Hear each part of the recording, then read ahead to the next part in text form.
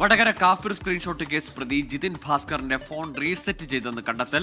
ജില്ലാ ഫോറൻസിക് ലാബിൽ നടത്തിയ ശാസ്ത്രീയ പരിശോധനയിലാണ് നിർണായക വിവരങ്ങളുള്ള ഫോൺ റീസെറ്റ് ചെയ്തതായി കണ്ടെത്തിയത്.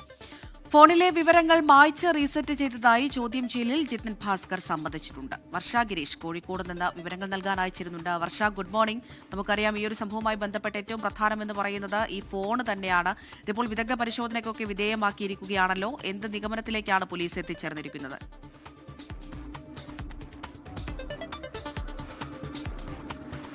അതെ അമൃത, UDF സർക്കാർ നിയോഗിച്ച പ്രത്യേക അന്വേഷണ സംഘമായിരുന്നു ഈ കാഫിർ സ്ക്രീൻഷോട്ട് വിഷയത്തിൽ അന്വേഷണം നടത്തിയിരുന്നത്. തുടർന്ന് 2 ആഴ്ച പിന്നിടുമ്പോഴാണ് DYFI നേതാവായിട്ടുള്ള ജിതിൻ ഭാസ്കർ അറസ്റ്റിലാവുന്നത്. ഈ സ്ക്രീൻഷോട്ട് ജിതിൻ ഭാസ്കർ ഒരുപാട് ആളുകളിലേക്ക് അല്ലെങ്കിൽ ഒരുപാട് ഗ്രൂപ്പുകളിലേക്ക് എത്തിച്ചു എന്നുള്ളതായിരുന്നു SITയുടെ കണ്ടെത്തൽ. തുടർന്നാണ് DYFI നേതാവിനെ അറസ്റ്റ് ചെയ്തത്. ഈ നിർണായക വിവരങ്ങളെല്ലാമുള്ള ജിതിൻ ഭാസ്കറിന്റെ ഫോൺ റീസെറ്റ് ചെയ്തു എന്നുള്ള വിവരമാണ് ഇപ്പോൾ പുറത്തു വരുന്നത്. ജില്ലാ ഫോറൻസിക് ലാബിൽ നടത്തിയ പരിശോധനയിലാണ് ഈ കണ്ടെത്തൽ. ചോദ്യം ചെയ്യലിലും ഫോൺ റീസെറ്റ് ചെയ്തതായി ജിതിൻ ഭാസ്കർ സമ്മതിച്ചിരുന്നു. ഇനി ഈ ഫോൺ തിരുവനന്തപുരം ഫോറൻസിക് ലാബിലേക്ക് വിദഗ്ധ പരിശോധനയ്ക്ക് അയക്കുമെന്നുള്ളതാണ് SITയിൽ നിന്ന് മനസ്സിലാക്കാൻ സാധിക്കുന്നത്. അതിനായി SIT ഇന്ന് കോടതിയിൽ അപേക്ഷ നൽകും.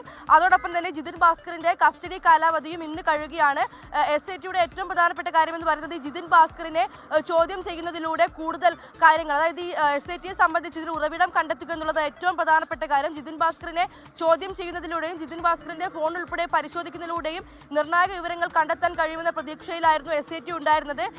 ജിതിൻ ഭാസ്കറിന്റെ ഫോൺ ഇനി റീസെറ്റ് ചെയ്ത സാഹചര്യത്തിൽ എങ്ങനെയായിരിക്കും തുടരന്വേഷണം മുന്നോട്ട് പോകുക എന്നുള്ളതാണ് അറിയാനുള്ളത്. പ്രധാനമായും ഡിജിറ്റൽ തെളിവുകൾ തന്നെയാണ് SIT സംഘത്തിന് മുന്നിലുള്ള ഏറ്റവും നിർണായകമായ തെളിവുകൾ എന്ന് പറയുന്നത്. അത് നശിപ്പിക്കാനുള്ള ശ്രമങ്ങൾ നടന്നു എന്ന് നേരത്തെ കണ്ടെത്തിയിരുന്നു. ഇനി എങ്ങനെയായിരിക്കും മുന്നോട്ടുള്ള അന്വേഷണം എന്നുള്ളതാണ് അറിയാനുള്ളത്.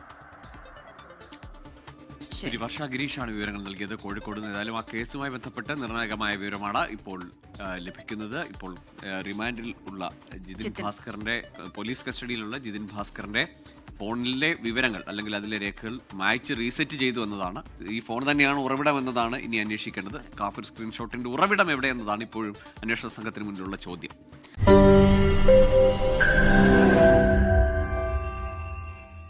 ലോകത്തെവിടെയായാലും ഏത് സമയത്തും 24 വാർത്തകളും ഓഗ്മെന്റഡ് റിയാലിറ്റി പാക്കേജുകളും എക്സ്പ്ലെയിനറുകളും വിശദമായി കാണാൻ ഞങ്ങളുടെ YouTube ചാനൽ നിങ്ങൾക്ക് സബ്സ്ക്രൈബ് ചെയ്യാം.